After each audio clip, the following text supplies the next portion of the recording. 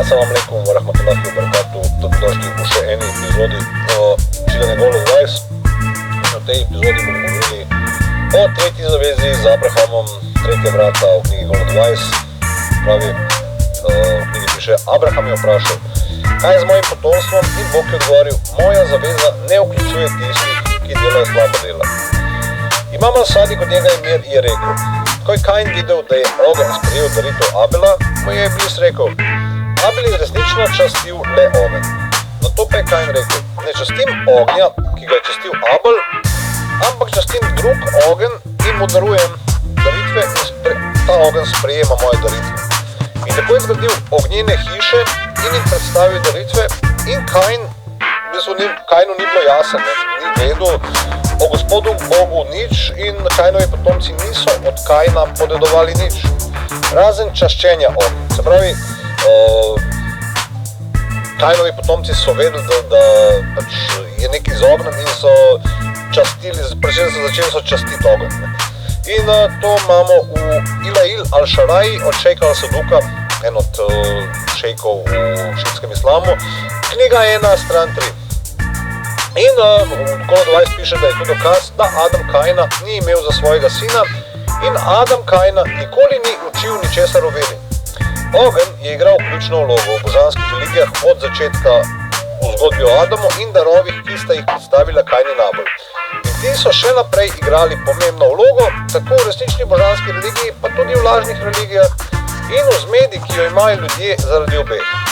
Naprimer o zoroastrijanski religiji, Imam Ahmed al-Hasan alejhi salam rekel, to vero je ustanovil prerok Zoroaster in religija je dobila ime po Zoroastru in njegovih privržencih zanje. Pravi, niso bili častilci ognja, vendar pa so Kainovi potomci mislili, da je bil Zoroaster častilec. Se pravi, Kainovi potomci so mislili, Zoroaster je častilec ognja, tako kot je to mislil njihov oče Kain. Kain je tudi mislil, da je bil Zoroaster častilec ognja, da je bil to Adam in tako so pokvarili, se pravi, sprevrgli so vero in ljudje so postali zmedeni glede tega. In zdaj razmišljajo mnogi, da zoroastrijanci zaradi tega obožujejo ogenj. Se pravi, prerok Zoroaster je bil eden od prerokov, ki je bil pod verskimi zakoni Noeta in iz tega razloga igra ogenj pomembno vlogo.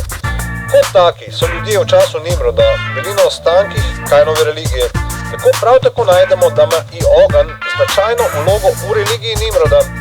Najdemo celo, da Nimrod vrže Abrahama v ogenj kot daritev. Se pravi, Nimrod reče Abrahamu, dosta imam, v ogenj, zabriše ga v ogenj. Nimrod je poizkušal, da pripravi Abrahama, da časti ogenj, ampak ko je Abraham to zavrnil, je bil vržen silo v ogenj. Kakorkoli, daritev Nimroda ni bila sprejeta in ogenj ni sprejel Abrahama, tako kot ni sprejel in použil daritve Nimrodovega prednika Kaina. In obstaja zapis v judovskem midrašu, se pravi, če pogledate midraš danes, ki je tradicija rabinov, ki pravi, Abraham je bil predan Nimrodu. Nimrod mu je rekel, časti ogenj, Abraham mu je rekel, ne torej častim vodo, ki ugasne ogenj. Nimrod mu je rekel, časti vodo, Abraham mu je rekel, če takoj naj častim oblak, ki nosi vodo. Nimrod mu je rekel, časti oblak. In Abraham mu je rekel, če tako ali naj častim veter, ki razganja oblak. In Nimrod mu je rekel, časti veter, in Abraham mu je rekel, in bom potem častil človeka, ki se upira vetru, in Nimrod mu je rekel, ti kup besed za besedami, klanjam se le ognju, van te bom vrgel in pustil Bogu, ki se mu klanjaš, ne pride in te reši tega. In Haran, Abrahamov brat, je tam stal in rekel, sam sebi kaj ne naredim, če Abraham zmaga, bom rekel, sem izmed Abrahamovih privržencev, če zmaga Nimrod, pa bom rekel, sem eden izmed Nimrodovih sledilcev. Ko je Abraham šel v peč in preživel, so Harani vprašali, čigav sledilec si? In Haran je odgovoril, jaz sem Abrahama. In potem so Harana zavrgli v peč in njegov trebuh se je odprl in umrl je pred Terahom, njegovim očetom.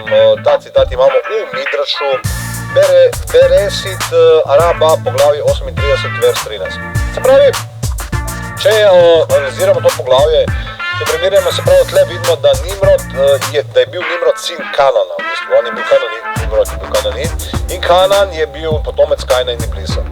Druga zaveza z Bogom se je končala po Nimrodovem poskusu, da ubije Abrahama.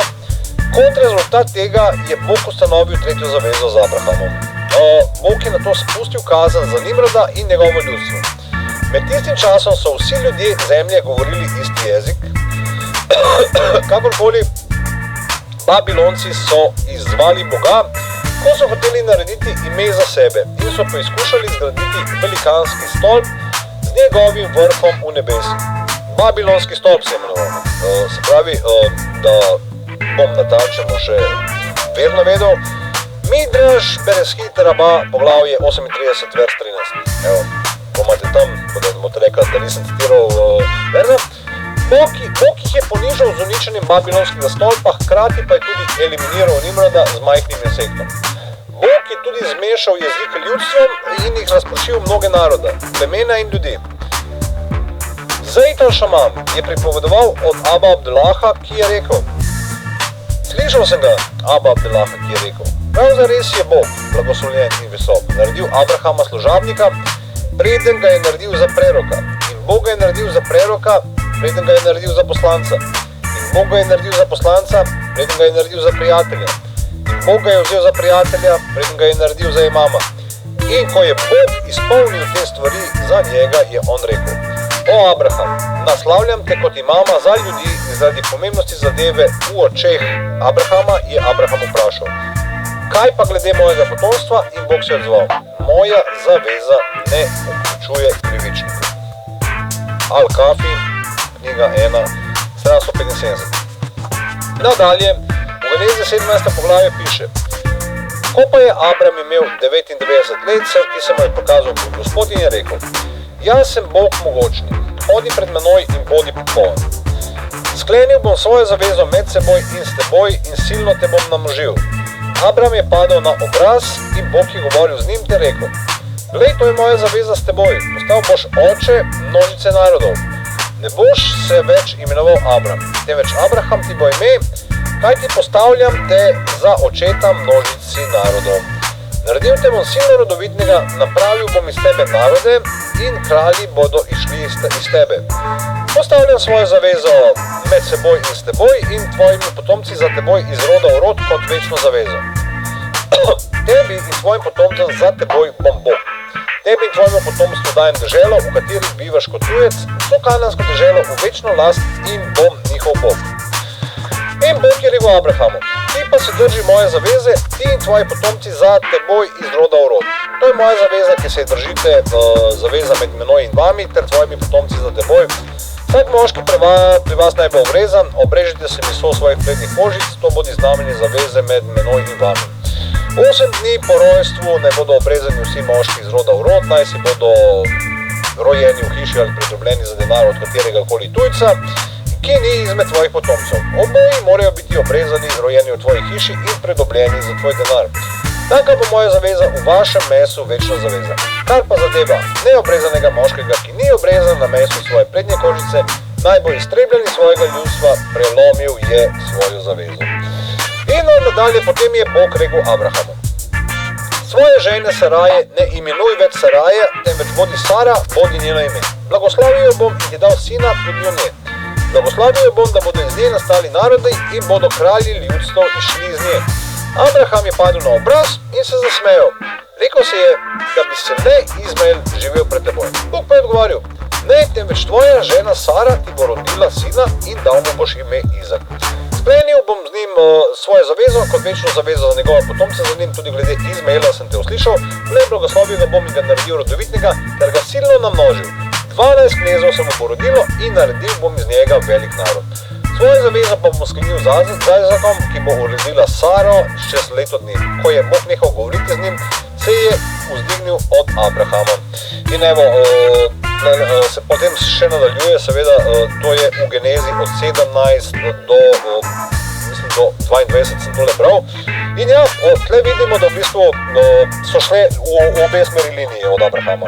V eno so šli skozi Izaka in v drugo so šli skozi Izmaela. Se pravi, Izmaelu je bilo obljubljeno, da bo 12 princov iz njega in kot vidimo je to bilo 12 imamov, Geneza 17:20 in to je pojasnjeno tudi v se strinjajo s tem logičnjaki. Hvala, lep pozdrav in vidimo se naslednjič.